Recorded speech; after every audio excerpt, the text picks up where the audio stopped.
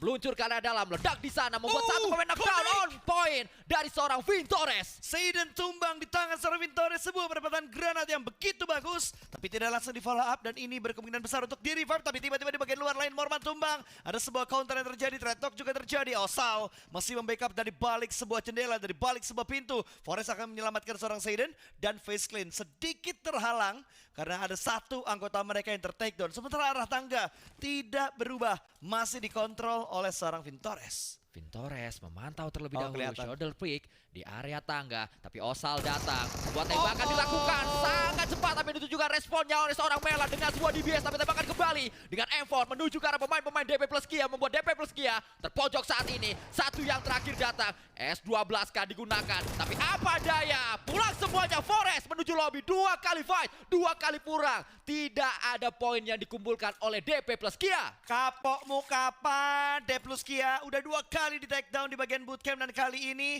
terjadi kembali. Apakah besok akan terjadi juga? Karena masing-masing tim hanya Dengan shotgun, seperti beberapa pemain pun halal untuk digunakan, tapi kembali Loki ternyata yang justru tumbang. Tapi fight terjadi di sana sini. Vampire mendapatkan satu pemain dari Yangon. Di sisi lain Ikert juga berada di tempat tersebut. Bigetron fight bersama dengan MZS. Tapi Face Clan juga join fight di sana. Satu pemain Bigetron tumbang tadi. Ya, Bigetron sudah mendapatkan poin elimination, tapi Genfos tumbang di tangan Face Clan. Karena tadi Face Clan berarti udah keluar dari bagian bootcampnya yang belum tertangkap oleh kamera kita. Karena sekarang kita lagi ngeliat dan berfokus ke arah Yangon dan juga Ikut, di mana tadi Yangon yang buka tembakan, tapi malah Yangon yang tertekun duluan.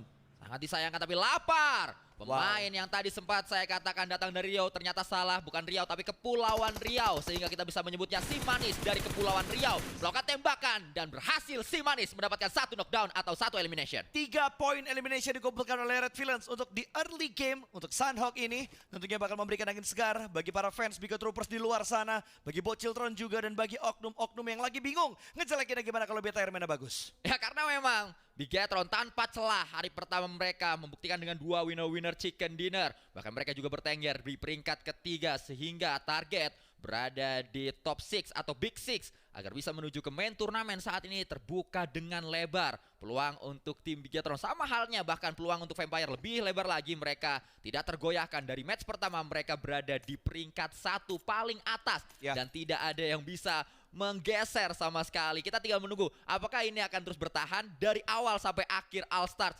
Cuma Vampire yang hashtag 1 atau silih berganti. Kalau cuma Vampire doang, dominasi mereka nggak kegores dari tahun kemarin. Back to back champion. Ya. Back to back champion karena di tahun lalu mereka menjadi juara untuk di after party showdown-nya. At least yang untuk hari ini, untuk di tahun ini adalah All Star-nya sendiri.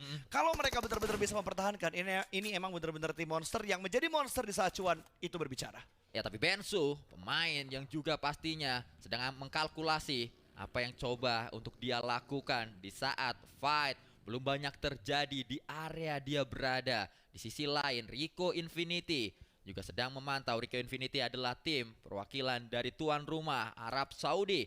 Tapi menjadi pertanyaan, bukan banyak warga Arab Saudi justru mendukung Falcon, bukanlah Rico Infinity, karena Falcon tahun lalu mereka jadi tuan rumah. Saat ini Falcon diambil sama tim Tunisia. Betul atau sekali. negara Tunisia. Iya, ada beberapa perubahan memang yang terjadi kalau kita bandingkan di antara PMWI tahun ini dan juga tahun lalu. Tapi kalau kita perhatikan dari Alpha 7, mereka sudah mulai membangun pergerakan lagi, naik ke atas bukit. Sam9 ada di bagian atas dan Sam9 statistika paling buruk di PMPL Brazil kemarin. Justru yang statistiknya paling bagus adalah Revo. Iya, tapi kalau kita ngomongin dari Scream ya kuy ya, Scream karena ini bagus banget loh. Banyak banget momen clutch yang dilakukan, tapi sekarang Bleed bisa mendapatkan satu pemain dari Malva 7 di mana Mafiosa tumbang. Dua pemain sudah dipulangkan karena lobby. Natexa juga sudah dipulangkan karena lobby. Karil Ho kali ini akan menjadi tulang punggung bagi tim Alpha 7. Granat dimasak, lempar menuju ke bagian jendela, tapi masih belum bisa mendapatkan sebuah knockdown. Hanya splash damage yang diberikan menuju ke pemain dari Agon tentunya. Karil Ho memasak granat yang kedua, lempar ke bagian mana, lempar ke bagian kiri. Pergerakan dari Bleed juga sadar ada granat yang dilemparkan, masih belum bisa mendapatkan sebuah takedown dan bisa mendapatkan satu. DBS Gaming dimainkan, dua bahkan berhasil ditumbangkan. Karil Ho menunjukkan touchingnya untuk di game yang pertama, langsung dipulangkan ke lobby. One favor situation, jump shoot yang masih belum bisa mendapatkan Blade karena Blade tiba-tiba menahan gerakannya di bagian dalam dari rumah tersebut dan Molotov dilemparkan ke bagian dalam membatasi, dia terbakar dan Blade one man show. Karil Ho memulangkan Agon secara utuh ke arah lobby. Ichi Nissan ya arigato, Karil Ho mengucapkan terima kasih kepada Blade dan rekan-rekannya karena poin demi poin dihadirkan menuju ke arah timnya Alpha 7. Beda PMWI, beda juga dengan PMPL Amerikas. Di PMPL Amerikas, Karinho menjadi pemain yang statistiknya jelek, tapi di PMWI itu kuat dari scrim yang dilakukan untuk H-1 sebelum adanya kick off untuk di All Star Stage kali ini. Dan FaZe yang masih berada di bagian pinggiran zona, mereka memotong pergerakan dari Aton, di mana Zohan yang menjadi santapan bagi FaZe. Mela tadi menjadi eksekutornya, kembali lagi bertambah 1 poin, tapi Mela tumbang, Onzen juga tumbang. Aton tidak lemah begitu saja, Aton tidak diam begitu saja karena Aton juga memberikan perlawanan menuju ke arah FaZe. Tapi FaZe juga tidak kehabisan akal. FaZe sadar circle dekat dengan mereka. Mereka lah yang akan menjadi filter kedatangan Aton. Aton yang harus maju, Aton yang akan kena blue zone duluan. Sehingga mendelay waktu saja pemain-pemain dari FaZe walaupun saat ini tersungkur ke arah tanah. 3 pemain FaZe hanya menyisakan 1 yang terakhir, yaitu Vin Torres. Pablo Laputa, apa yang bisa dia lakukan di saat keadaannya seperti ini? Bukan Pablo dong, bukan ya? Cuma mirip doang. Memang mirip. Kalau Vin Torres sudah pakai kacamata, gua rasa jadi Pablo dan gak main pasti bakal streaming. Tapi tiba-tiba mereka benar-benar berusaha untuk mengontrol semua tebing-tebing ini supaya tim lain gak bisa dengan mudah untuk naik ke bagian atas. Ini yang harus dimaksimalkan oleh mereka juga dan harus diwaspadai oleh tim-tim yang masih terlambat dalam memberikan pergerakannya. Jangan sampai mereka lengah dan tiba-tiba menjadi mangsa dari G Gladiators. Karena poin mereka juga ingin mendapatkan peringkat yang pertama. Mereka juga ingin menuju ke babak dari main eventnya. Jadi harus hati-hati tim yang ada di bagian bawah. Sementara Sam9, rekan kita dari Malaysia, tidak bisa melanjutkan langkahnya karena mereka sudah dipulangkan ke arah lobby. 2 kali Sunhawk, 2 kali tidak maksimal pemain-pemain Sam9. Di hari kemarin pun kita melihat hal tersebut terjadi. Dan saat ini yang sedang terpantau adalah Vampire yang mendapatkan winner chicken dinner di Sunhawk kemarin. 1 pemain mereka tumbang tapi digendong. Ini adalah fitur yang dimanfaatkan dengan baik. Posisi mereka di bagian high ground untuk kepulauan Alpha ini. Bigetron, mereka masih mendapatkan zona, tapi mungkin mereka bakal mendapatkan sebuah lawan. Lihat, Infinity IQ bergerak menuju ke arah Bigetron. Perang sudah tidak bisa dihindari kembali, tapi Matic dari bagian atas juga mengganggu. 2 tumbang dari Infinity IQ. Bigetron bakal terabas masuk ke dalam sana dan bisa mendapatkan 1 backup masih cukup baik dilakukan oleh Bigetron, tapi 2 malah tumbang. 1 orang lagi masih bertahan dan Bensu berusaha untuk mendapatkan sebuah confirm elimination. Bigetron hanya menyisakan 1 di bagian luar, akan segera masuk, terganggu juga dari arah Matic yang ada di bagian atas. Reload dilakukan terlebih dahulu. Bensu yang menang. Bigetron tidak bisa melanjutkan langkah mereka. Setup di luar terganggu oleh G Gladiators dan membuat Bigetron harus pulang ke arah lobby. Sangat disayangkan defensif yang dimiliki oleh Bigetron tidak terlalu kuat. Dijebol oleh tim asal Vietnam, Infinity IQ. Dengan permainan IQ tinggi, mereka bisa untuk mengambil area ini. Tapi Infinity IQ tidak boleh berbesar hati. Mereka tidak boleh berpuas diri karena akan ada yang datang. Tim Asia Tenggara yang lain, tim asal Myanmar akan menantang tim Vietnam. Yangon Galacticos berhadapan dengan Infinity IQ. Ada bakaran di sana tapi kembali Infinity IQ berhasil untuk melakukan defensif. Inilah yang harusnya dilakukan oleh Bigetron tapi justru dilakukan oleh Infinity IQ. Gila men, itu benar-benar ditabrak keluar. Bensu tidak habis pikir, dia langsung keluar. Dia tahu ada 2 utility yang dilemparkan ke arah dalam, gak habis pikir, shotgun dipegang keluar ke arah pemain-pemain dari Yangon Galacticos dan langsung diratakan begitu saja Sanskuy. Dan 6 tim tiba-tiba tersisa dari 10 tim tadi. Cepat sekali memang. Ada pengikisan massal yang terjadi di sana sini. Fight demi fight pecah. Dan kita menyaksikan fight yang akan terjadi antara DRS. 2 tim kuat, 2 tim perang. DRS dan juga Vampire. Siapa yang bisa memenangkannya?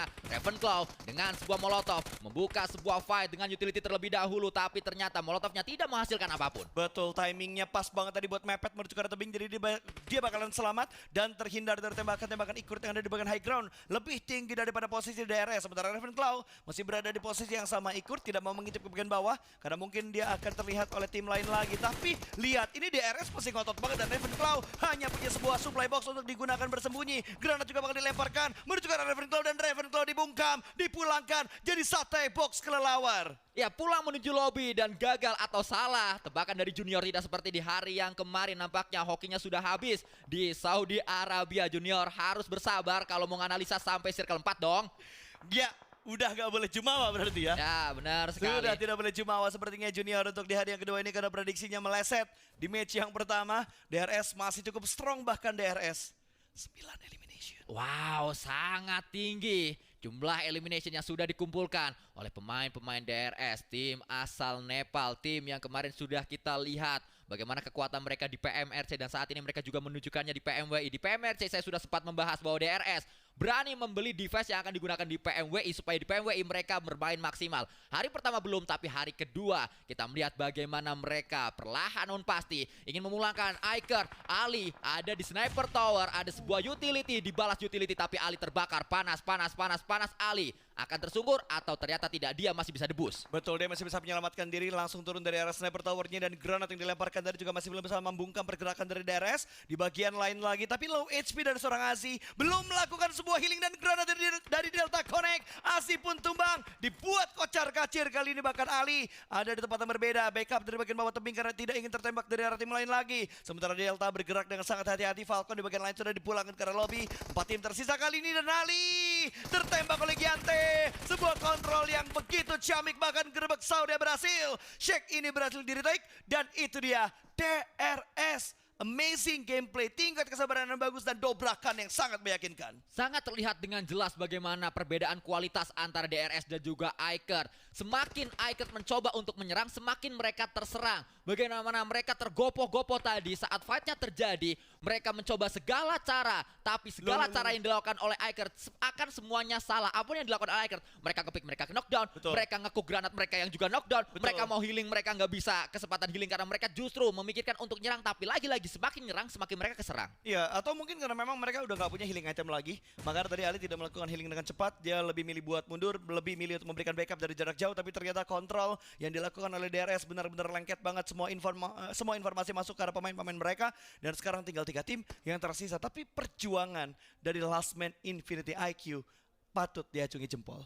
Infinity IQ masih mengirim. Tapi Tixi kelihatan oleh Killer. Granat dari Tixi begitu matang, maka dilemparkan menuju arah Killer. Oh, dilempar ke negara lain tapi dipantul. What? The next level play. Sebuah permainan granat yang tidak diduga-duga dipantulkan dan bisa mendapatkan knockdown. Killer langsung dipulangkan ke arah lobby. Tidak ada perlawanan dari DRS, bahkan granat dari pemain-pemain DRS masih belum bisa membungkam pemain-pemain dari tim Tixi, dari tim GG. Dan GG, satu anggota mereka tertakedown. Delta tadi membackup walaupun sedikit terlambat, tapi Rolls masih ngepron, masih mencari informasi, masih bersabar. Oh, Matic tumbang. Kitsune juga dalam kondisi yang tidak bagus tentunya. Hanya menyisakan satu, bukan Matic yang tumbang tapi Kitsune yang tumbang. Sudah dipulangkan, masih bersembunyi di ujung sebuah mobil dan GG dibuat tidak bisa berkutik DRS. Mereka bermain dengan sangat ciamik.